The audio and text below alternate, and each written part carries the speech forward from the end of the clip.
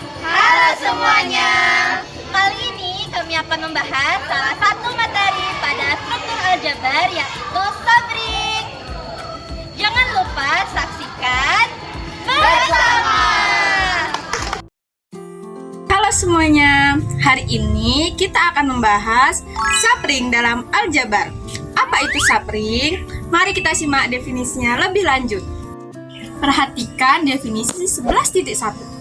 Misalkan R dengan operasi penjumlahan dan perkalian adalah sebuah ring. Kemudian ada himpunan bagian dari R yaitu S yang tidak kosong. Nah, apabila himpunan bagian dari S dengan operasi yang sama dengan R juga membentuk sebuah ring, maka S adalah sabring dari R. Sekarang, dari definisi ini kita dapat langsung menemukan dua contoh sabring yang selalu ada dalam sebuah ring R. Pertama, himpunan yang berisi elemen 0, yaitu kita sebut dengan Z, karena memenuhi syarat Z adalah sabring. Kedua, ring R itu sendiri, yang merupakan himpunan bagian dari R. Jadi, R adalah sabring dari dirinya sendiri. Dua sabring tadi yaitu himpunan 0 dan ring R itu sendiri mempunyai nama khusus. Mereka disebut sabring tak sejati atau trivial. Nah, selain itu ada juga disebut sebagai sabring sejati. Nah, inilah sabring yang lebih menarik untuk kita pelajari. Mereka memberikan struktur di dalam struktur ring utama. Jadi, kesimpulannya adalah sabring merupakan himpunan bagian tak kosong dari sebuah ring yang merupakan himpunan bagian dari ring itu sendiri dengan operasi yang sama. Ada yang trivial dan ada juga yang sejati. Nah, pada penjelasan selanjutnya, kita akan melihat teorema yang memudahkan kita mengecek apakah suatu himpunan bagian adalah sabring. Nah, mari kita simak bersama-sama. Setelah kita memahami definisi sabring, muncul nih pertanyaan, bagaimana cara lebih praktis untuk membuktikan suatu himpunan bagian adalah sabring? Nah, jawabannya ada pada teorema 11.1. Mari kita bahas. Perhatikan bunyi teorema 11.1. Diberikan sebuah ring R dan S himpunan bagian tak kosong dari R.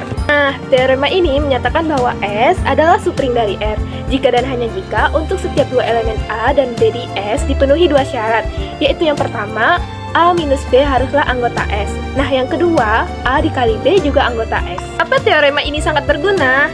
Ingat, menurut definisi, untuk membuktikan S adalah sabring, kita harus mengecek semua aksioma ring pada S yang bisa ada dalam poin 8, yaitu pekerjaan yang paling panjang. Teorema ini adalah jalan pintas yang paling jenius. Kita tidak perlu mengecek semua aksioma dari nol. Cukup pastikan dua hal ini. Yang pertama, S tertutup terhadap operasi pengurangan. Dan yang kedua, S juga tertutup terhadap operasi perkalian. Jika dua syarat ini terpenuhi, untuk setiap A dan B di S, maka secara otomatis S telah memenuhi semua syarat menjadi sebuah ring. Dan karenanya itu disebut sabring. Perhatikan kata kunci yang ada di samping ini. Ini adalah jika dan hanya jika. Ini berarti logikanya bekerja dua arah. Nah, yang pertama, jika S sudah kita tahu sebagai sabring, maka kedua kondisi tentang pengurangan dan perkalian tadi otomatis terpenuhi. Kedua ini kita lebih sering gunakan untuk sebagai pembuktian, yaitu jika suatu himpunan bagian S memenuhi kedua kondisi tertutup terhadap pengurangan dan perkalian itu, maka kita bisa langsung menyimpulkan bahwa S adalah sabring. Ini adalah kekuatan teorema sebagai alat bukti. Nah, jadi dengan teorema 11.1 ini, pekerjaan kita jauh lebih ringkas untuk memeriksa suatu sabring. Cukup kita uji ketertutupan pada dua operasi dasar, kurang dan kali.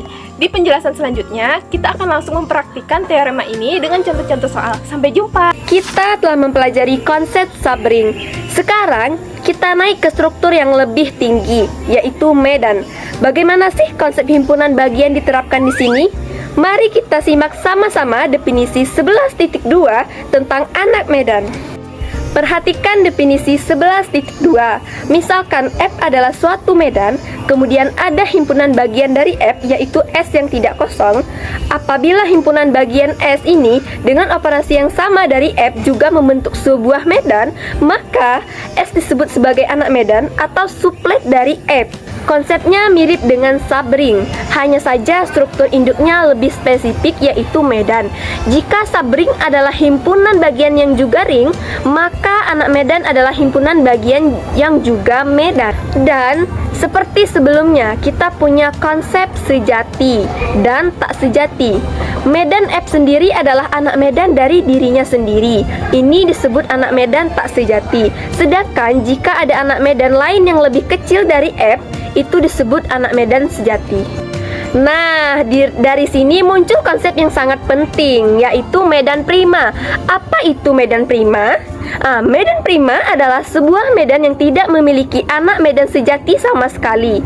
Artinya, di dalam medan ini tidak ada submedan kecil yang masih berbentuk medan selain dirinya sendiri. Medan prima ini bisa dianggap sebagai batu bata paling besar dalam kategori medan. Dua contoh klasiknya adalah himpunan bilangan rasional Q dan himpunan bilangan bulat modulo P, yaitu ZP, di mana P adalah bilangan prima. Jadi, kita telah mempelajari generalisasi konsep bagian dari struktur aljabar. Dari Sabring menjadi anak medan, kita juga dikenalkan pada konsep medan prima sebagai medan yang paling dasar. Di materi selanjutnya, kita akan melihat teorema praktis untuk menguji apakah suatu himpunan bagian adalah anak medan, mirip seperti teorema 11.1 untuk Sabring. Sampai jumpa! Setelah memahami definisi anak medan tadi, pasti kita bertanya-tanya, adakah cara praktis seperti teorema Sabring untuk membuktikan suatu himpunan bagian adalah anak medan? Jawabannya tentu ada. Mari kita pelajari teorema selanjutnya, yaitu teorema 11.2. Teorema 11.2 menyatakan himpunan bagian tak kosong S dari medan F adalah anak medan jika dan hanya jika memenuhi dua syarat. Syarat pertama, untuk setiap A dan B di S, hasil A min B harus tetap berada di S. Ini adalah syarat ketertutupan terhadap operasi pengurangan. Syarat kedua, untuk setiap A dan B di S dengan B tidak sama dengan 0, hasil A kali B inverse harus berada di S. Ini adalah syarat ketertutupan pembagian, atau lebih tepatnya operasi perkalian dengan inverse. Sekarang kita bandingkan dengan teorema 11.1 sebelumnya untuk Sabring. Syarat pertamanya sama, yaitu ketertutupan terhadap pengurangan, namun syarat keduanya sangat berbeda. Untuk Sabring, syaratnya adalah ketertutupan terhadap perkalian biasa, sedangkan untuk anak medan ini, syaratnya adalah ketertutupan terhadap perkalian dengan inverse, atau secara praktis ketertutupan terhadap pembagian. Ini sangat logis karena syarat utama sebuah anak medan adalah setiap elemen tak nol harus memiliki inverse perkalian di dalam medan itu sendiri. Mari kita pahami kekuatan syarat kedua ini. A kali B inverse elemen S itu punya dua makna sekaligus. Yang pertama, jika kita mengambil A sebagai elemen identitas perkalian atau angka 1, maka syarat ini memaksa bahwa inverse dari setiap elemen tak nol B, yaitu B inverse, haruslah juga anggota S. Jadi kepemilikan inverse ini dijamin. Kedua, setelah kita yakin B inverse ada di S, syarat ini juga memeriksa bahwa hasil perkalian antara sembarang anggota A dengan suatu anggota lain, yaitu B inverse, tetap di S. Ini pada akhirnya juga menjamin sifat ketertutupan terhadap perkalian biasa. Jadi, teorema 11.2 memberikan kita alat yang sangat efektif untuk membuktikan S adalah anak medan dari F. Kita cukup memverifikasi dua hal, S tertutup terhadap pengurangan dan S tertutup terhadap operasi A kali B inverse untuk B bukan 0. Dua tes ini sudah mencangkup semua aksioma medan. Kita telah belajar cara mengecek satu himpunan bagian apakah ia Sabring. Sekarang, bagaimana jika kita punya beberapa Sabring? Apakah operasi himpunan seperti irisan dan gabungan juga menghasilkan Sabring? Mari kita mulai dengan yang paling dasar, yaitu irisan. Ini teorema 11.3. Misalkan R adalah suatu ring jika S1 dan S2 masing-masing adalah Sabring dari R, maka irisannya yaitu S1 dan irisan S2 juga merupakan Sabring dari R. Mari kita bayangkan, R adalah ring besar. Di dalamnya ada dua Sabring, S1 dan S2, yang mungkin saling tumpang tindih. Teorema ini menjamin bahwa daerah tumpang tindih mereka, yaitu semua elemen sekaligus menjadi anggota S1 dan S2, pasti membentuk Sabring juga. Irisan itu akan mewarisi struktur ring dari orang tuanya. Mengapa ini benar? Kita bisa membuktikannya dengan mudah menggunakan teorema 11.1. Ambil dua elemen sembarang, sebut saja A dan B dari irisan S1, irisan S2. Karena mereka ada di irisan, berarti mereka adalah anggota S1 dan juga anggota S2. Karena S1 subring, maka A dikurang B pasti ada di S1. Karena S2 juga subring, maka A dikurang B juga pasti ada di S2. Jadi, A dikurang B ada di keduanya, yang berarti ia ada di irisannya. Syarat pertama berarti terpenuhi. Dengan argumen serupa untuk perkalian, A dikali B pasti ada di S1 dan juga di S2, sehingga juga ada di irisannya. Syarat kedua itu telah terpenuhi. Karena kedua syarat teorema 11.1 terpenuhi, maka S1 irisan S2 adalah subring. Jadi, teorema 11.3 memberikan sifat ketertutupan yang sangat bagus. Keluarga subring dan suatu ring tertutup terhadap operasi irisan. Bahkan, ini bisa diperumum, yaitu irisan dari sejumlah berhingga maupun tak hingga subring akan tetap menghasilkan subring. Ini adalah sifat dasar yang nantinya akan berguna. Misalnya untuk mendefinisikan subring terkecil, yaitu memuat suatu himpunan tertentu. Pertanyaan menariknya, bagaimana dengan gabungan S1 digabung S2? Apakah selalu subring? Kita akan bahas di kesempatan berikutnya.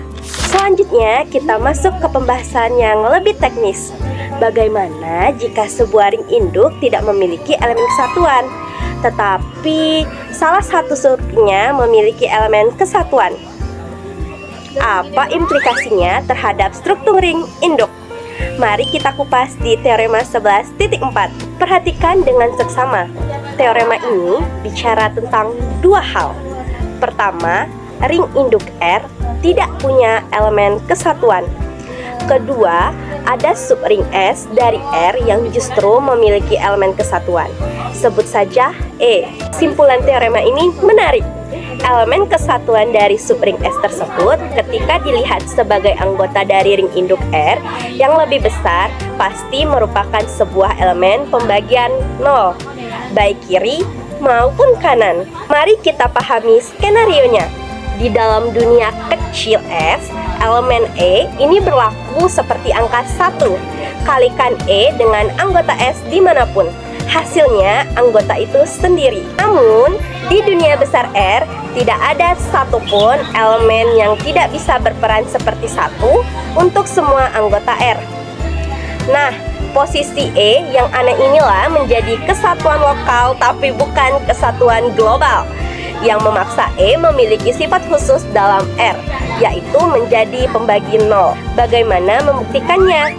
Ide kuncinya ada pada fakta bahwa E gagal menjadi kesatuan untuk setidaknya satu elemen di luar S, sebut saja X. Dari kegagalan ini kita bisa konstruksikan bahwa elemen tak nol lain yaitu E dikali X dikurang X. Kemudian dengan memanfaatkan sifat E sebagai kesatuan di S, khususnya E dikali E sama dengan E, kita bisa tunjukkan bahwa E dikalikan dengan elemen tak nol atau E dikali X dikurang X, hasilnya justru 0. Inilah bukti bahwa E adalah pembagi 0. Jadi, teorema 11.4 menyoroti hubungan yang menarik antara struktur lokal atau subring dan struktur global atau ring induk. Kesimpulannya penting nih. Anda tidak bisa memiliki pulau kesatuan yang bersih di tengah-tengah ring tanpa kesatuan. Jika sebuah subring memiliki elemen kesatuan, maka elemen itu tidak bisa bersikap baik di ring induk yang lebih besar. Ia harus bermasalah dengan menjadi pembagi 0. Teorema ini membantu kita memahami batasan-batasan dalam memperluas struktur aljabar. Sekian untuk teorema 11.4. Sampai jumpa di teorema selanjutnya. Kita lanjutkan eksplorasi kita tentang elemen kesatuan. Bagaimana jika situasinya lebih kompleks? Bagaimana jika sebuah ring induk memiliki elemen kesatuan dan salah satu subringnya juga memiliki elemen kesatuan sendiri, tetapi keduanya berbeda? Apa koneksinya? Mari kita bahas di teorema 11.5. Perhatikan premisnya sekarang. Ring induk R punya elemen kesatuan kita sebut dengan 1R. Di dalamnya ada subring S yang juga punya elemen kesatuan sendiri, kita sebut dengan 1S. Dan yang kritis, 1R itu tidak sama dengan 1S. Kesimpulan teorema ini kuat, elemen kesatuan lokal 1S tersebut pasti merupakan sebuah elemen pembagi nol, dan bahkan pembagi nol dua sisi, kiri dan kanan, dalam ring induk R yang lebih besar. Bayangkan ada dua raja dalam satu kerajaan. Satu adalah Raja Sa untuk seluruh kerajaan R, dan satunya lagi adalah raja kecil yang hanya berkuasa penuh di provinsi S. Nah, karena satu S bukanlah satu R, maka di luar provinsi S, yaitu di wilayah R lainnya, satu S tidak bisa berlaku sebagai identitas. Ketidakmampuannya ini yang akan memaksa satu S untuk bersifat merusak atau yaitu menjadi pembagi nol. Mari kita lihat mengapa ini terjadi. Inti pembuktiannya sangat elegan dan hanya menggunakan fakta-fakta dasar. Kita tahu 1S dikali 1S sama dengan 1S.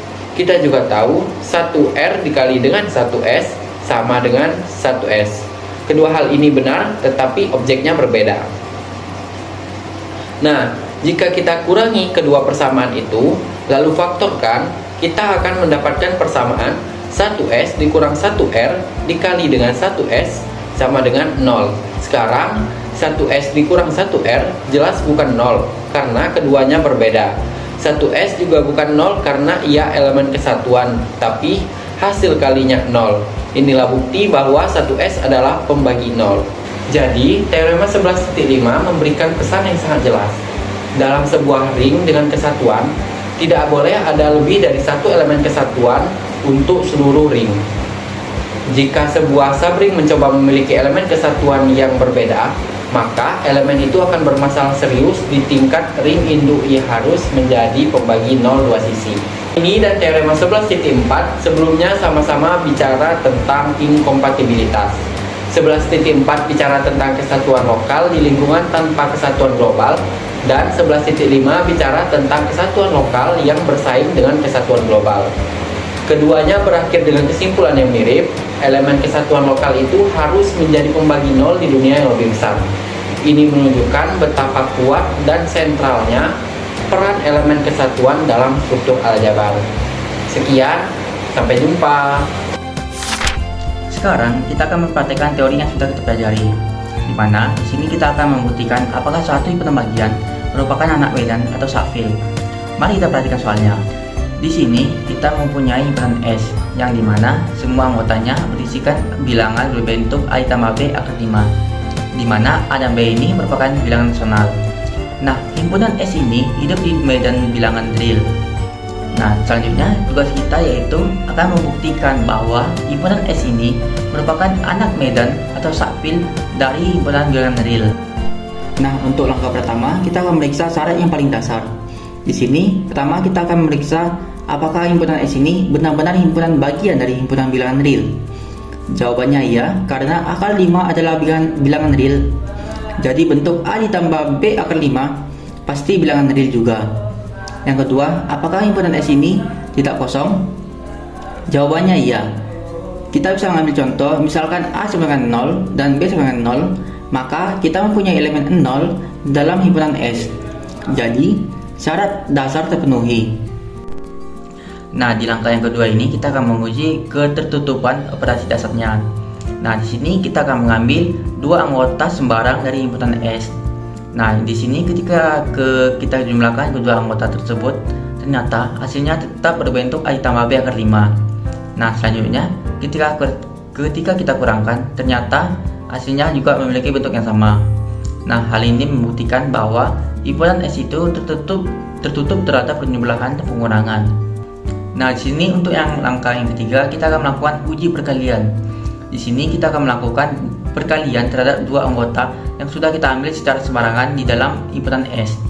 Selanjutnya kita akan melakukan pengelompokan terhadap bagian yang memuat bilangan rasional dan bagian yang memuat bilangan akar 5. Nah, setelah kita hitung ternyata koefisien-koefisiennya tetap merupakan bilangan rasional. Jadi himpunan S juga tertutup terhadap perkalian. Nah, langkah yang keempat ini adalah inti pembuktian bahwa himpunan S ini adalah sebuah medan, bukan sekedar ring.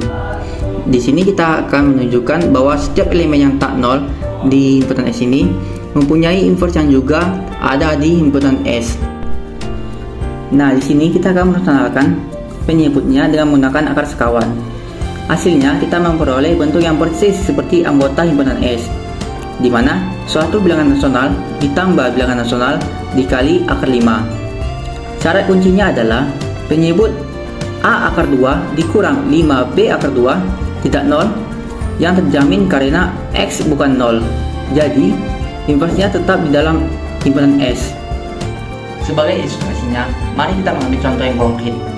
Misalkan X sama dengan 1 ditambah per 5, inversinya ternyata min 1/4 ditambah 1/4 kali 5. Dan jelas invers dari X ini merupakan anggota dari himpunan S.